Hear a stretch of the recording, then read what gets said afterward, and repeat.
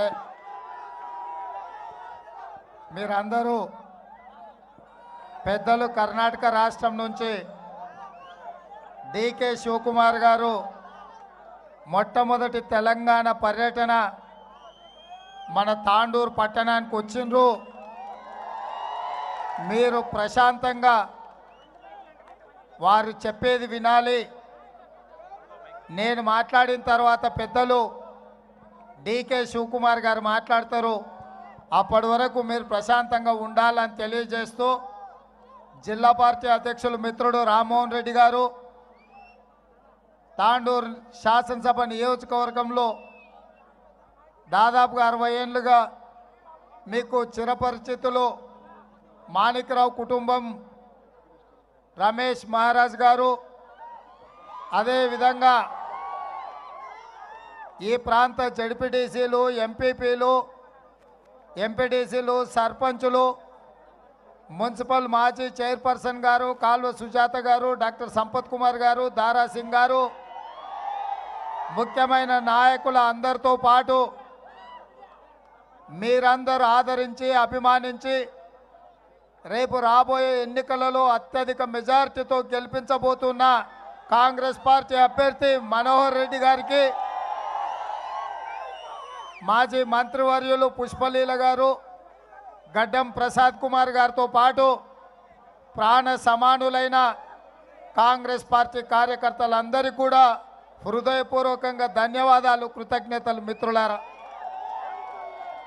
మిత్రులారా, ఇవాళ మన ప్రాంత ప్రజలు ఆలోచన చేయాల్సిన సందర్భం వచ్చింది. మనకు ఆనాడు ఇంతకుముందే మిత్రులు చెప్పినట్టు డాక్టర్ వైఎస్ రాజశేఖర రెడ్డి గారు ఉన్నప్పుడు ప్రాణహిత చేవెళ్ల ప్రాజెక్టు ద్వారా తాండూరులో ఉన్న చివరి ఆయకట్టు వరకు ప్రతి ఎకరాకు నీళ్ళు ఇవ్వాలని ఆనాడు సాగునీటి ప్రాజెక్టులు తెచ్చుకున్నాం. ఇదే కాదు, ఈ ప్రాంతంలో దాదాపుగా ప్రతి ఒక్కరూ ప్రత్యక్షంగానో పరోక్షంగానో నాపరాయి వ్యాపారం చేయడమే కాకుండా ఇక్కడ మహారాష్ట్రకు పోవాలన్నా, కర్ణాటకకు పోవాలన్నా, తెలంగాణ ప్రాంతానికి ఒక పెద్ద జంక్షన్గా మన తాండూరు పట్టణం ఉండే. ఆనాడు మర్రి చెన్నారెడ్డి గారి ప్రాంతం నుంచి నామినేషన్ వేసినప్పుడు ఇక్కడి నుంచే రాష్ట్రానికి నాయకత్వం వహించిన ఈ తాండూరు పట్టణం రాజకీయాలలో మాణిక్రావు గారు ఈ తెలంగాణ ప్రాంతాన్ని ఒక గుర్తింపు తీసుకొచ్చిన ఈ తాండూరు పట్టణం గతంలో ఉన్నాయన కూడా ఒక మాదిరిగా బాగానే పనిచేసిండు. కానీ ఈరోజు ఉన్న ఎమ్మెల్యే ఆనాడు మీరు మీ రక్తాన్ని చెమటగా మార్చి మీ భుజాలు కాయలు కాసేటట్టుగా పల్లకిలో మోసి అసెంబ్లీకి పంపిస్తే 100 కోట్ల రూపాయలకు అమ్ముడపోయి అక్కడ పట్నంలో 100 కోట్లకు అమ్ముడు పోతే పర్వాలేదు, ఇక్కడ ఎక్కడ ఖాళీ జగ కనిపించిన దాన్ని కబ్జా పెట్టి కాగ్నా వాగులో ఇసుక దోపిడీకి పాల్పడుతున్న దోపిడీ దొంగని ఇవాళ కేసీఆర్ గారు మీ అభ్యర్థిగా ఎమ్మెల్యే ఎన్నికలలో నిలబెట్టాడు. ఇంతకుముందు మున్సిపల్ సమావేశాలు జరిగిన మంత్రులు అభివృద్ధి కార్యక్రమాలలో పాల్గొన్న బీఆర్ఎస్ పార్టీ కార్యక్రమాలు ఏమున్నా అచ్చోసిన ఆపోతులాక ఎమ్మెల్సీ ఎమ్మెల్యే కుమ్ములాడుకునేటోళ్ళు, ఒకరి మీద ఒకరు దాడులు చేసుకునేటోళ్ళు. మరి ఒకరి మీద ఒకరు దాడులు చేసుకున్నోళ్ళు ఇవాళ ఒకరి కాళ్ళు ఒకరు మొక్కుంటున్నారు. వాళ్ళ కోసం కొట్లాడిన మీరు, కొంతమంది ఎమ్మెల్సీ వైపున ఇంకా కొంతమంది ఎమ్మెల్యే పక్కన నిలబడి తలపడి కొట్లాడిన మీరు ఇవాళ హైదరాబాదులో కేసీఆర్ వాళ్లకు భూముల పంచాయతీలు తెంచి 100 కోట్ల రూపాయల లాభం చేకూరిస్తే ఒక్క మాట కూడా మిమ్మల్ని అడగకుండా వాళ్ళు కలిసిపోయినరు. ఒకడు వచ్చి కడుపుల తలకాయ పెడతాడు, ఇంకోడు కాళ్ళకు దండం పెడతాడు. ఇది న్యాయమా అని నేను ఆ నాయకులను అడుగుతున్నా. మీకోసం తలకాయలు వలగొట్టుకున్న కార్యకర్తలు, చొక్కాలు చెప్పుకున్న కార్యకర్తలు, అక్రమ కేసులు కట్టుకున్న కార్యకర్తలు, పోలీస్ స్టేషన్లలో లాఠీ దెబ్బలు తిన్న కార్యకర్తలు ఇవాళ నడి బజార్లో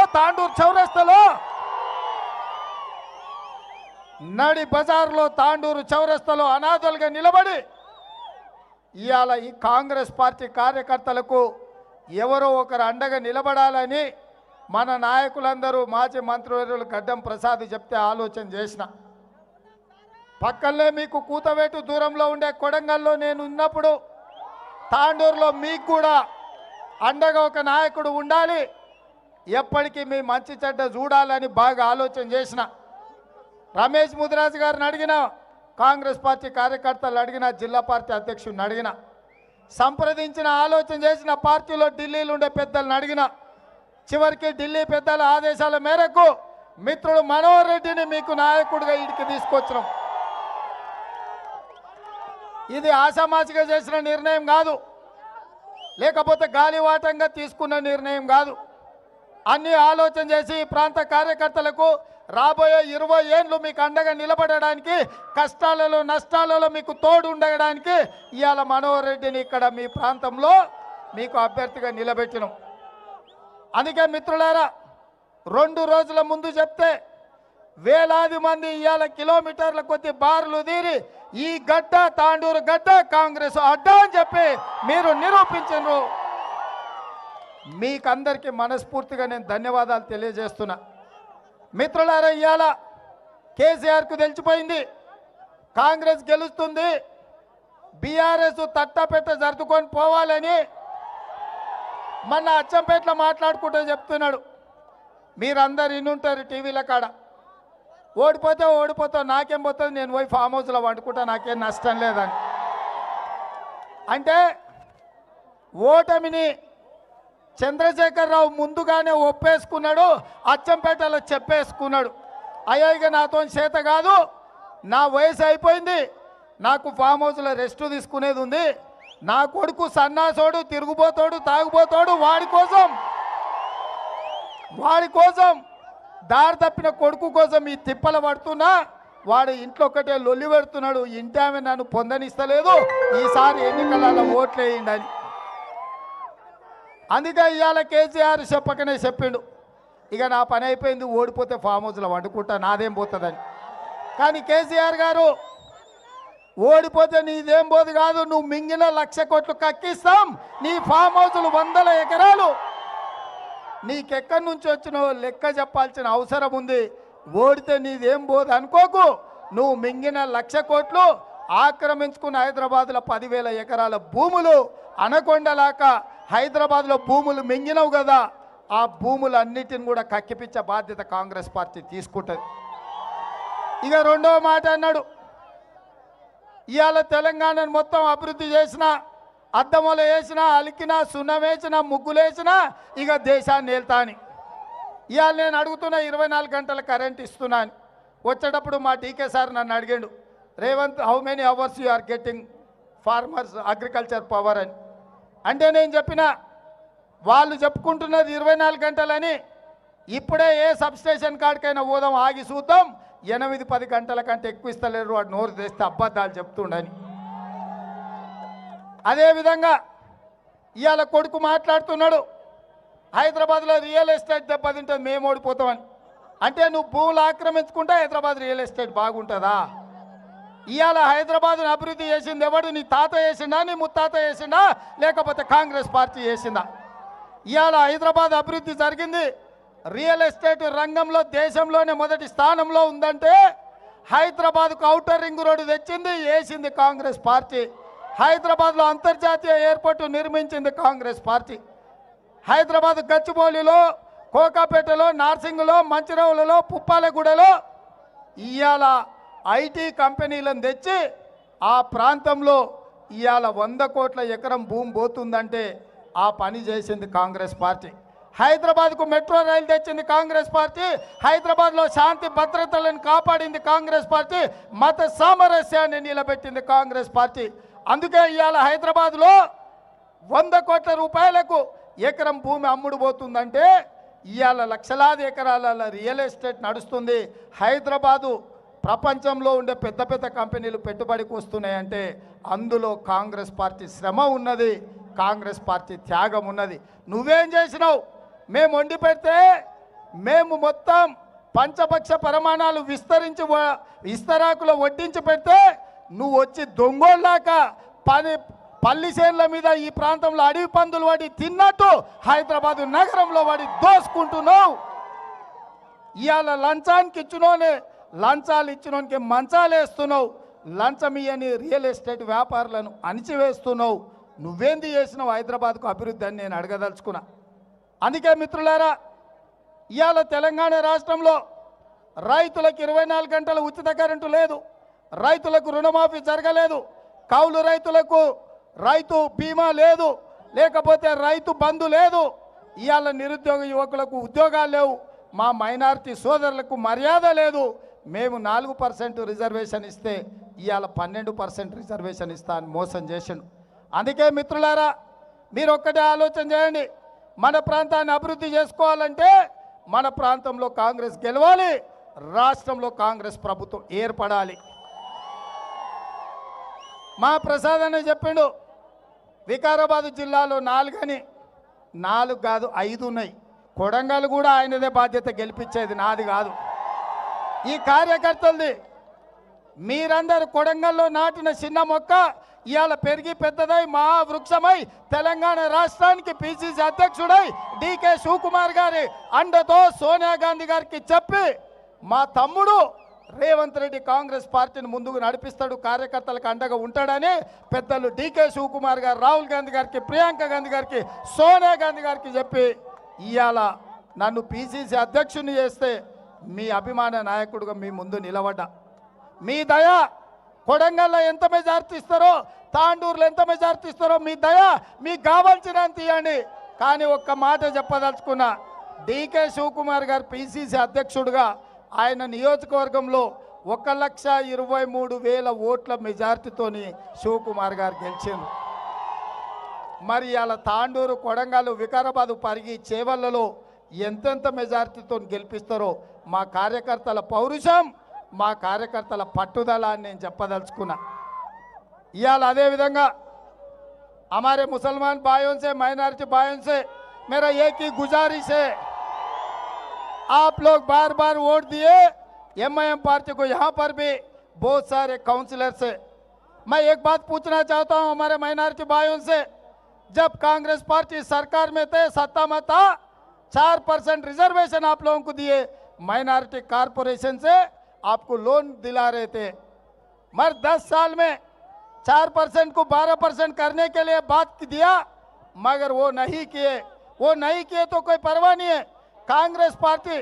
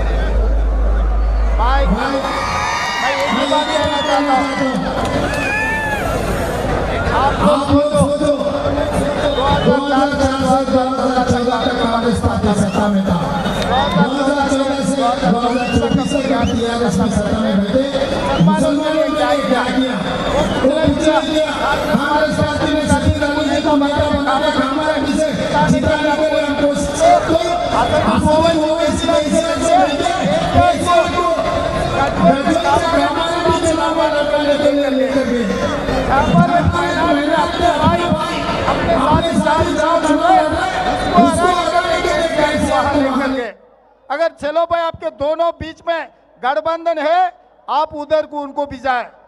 फिर गोशामहल में राजा सिंह है ना, हमेशा आपको गाली देता रहता, मुसलमानों को गाली देता रहता। फिर गोशामहल में क्यों चुनाव नहीं लड़ रहे? ना आप लड़ रहे, ना आपके दोस्त को लड़वा रहे। इसका मतलब क्या है? आपका तो दारुसलाम है गोशामहल में, दारुसलाम जहां पर है असदुद्दीन ओवैसी साहब, आप चुनाव नहीं लड़ते, आपके मदद में केसीआर वहां पर चुनाव नहीं लड़ रहा।